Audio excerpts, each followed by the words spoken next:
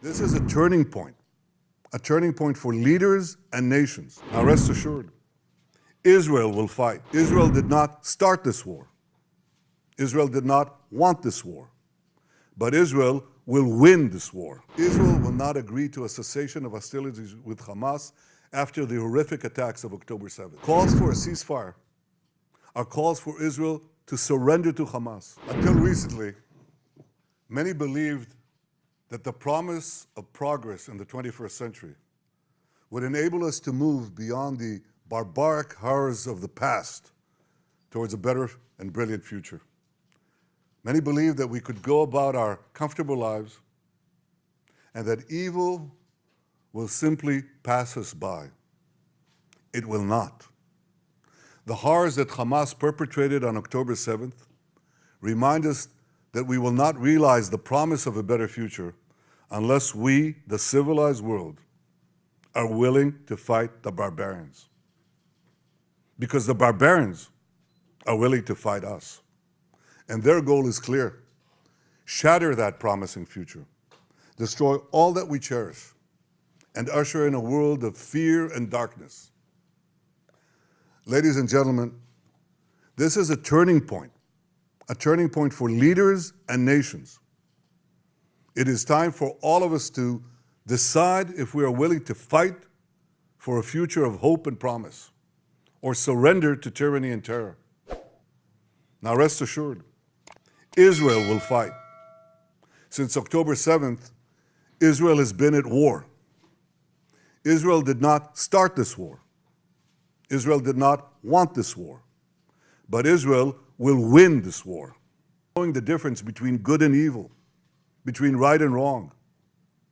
It means making a moral distinction between the deliberate murder of the innocent and the unintentional casualties that accompany every legitimate war, even the most just war. It means holding Hamas responsible for the double war crime it commits every day by deliberately targeting Israeli civilians while deliberately using Palestinian civilians as human shields.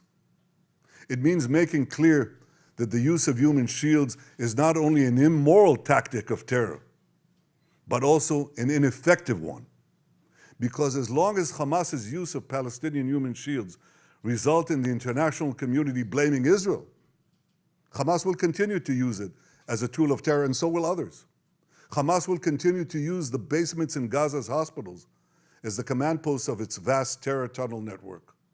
It will continue to use mosques as fortified military positions and weapon depots.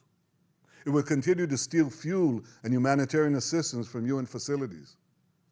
While Israel is doing everything to get Palestinian civilians out of harm's way, Hamas is doing everything to keep Palestinian civilians in harm's way.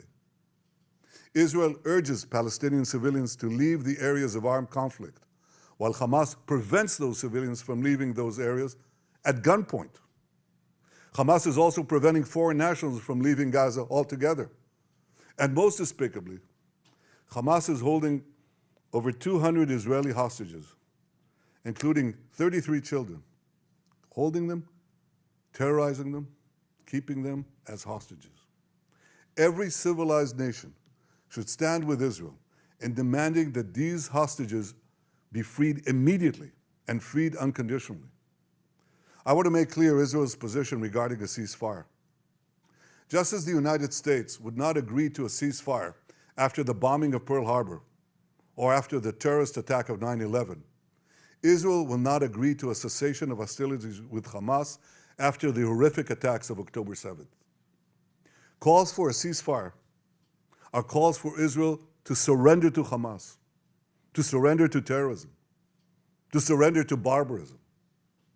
That will not happen. Ladies and gentlemen, the Bible says that there is a time for peace and a time for war.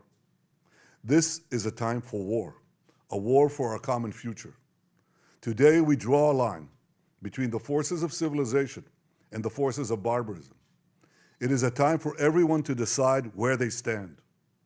Israel will stand against the forces of barbarism until victory. I hope and pray that civilized nations everywhere will back this fight, because Israel's fight is your fight. Because if Hamas and Iran's axis of evil win, you will be their next target. That's why Israel's victory will be your victory. But make no mistake, regardless of who stands with Israel, Israel will fight until this battle is won, and Israel will prevail.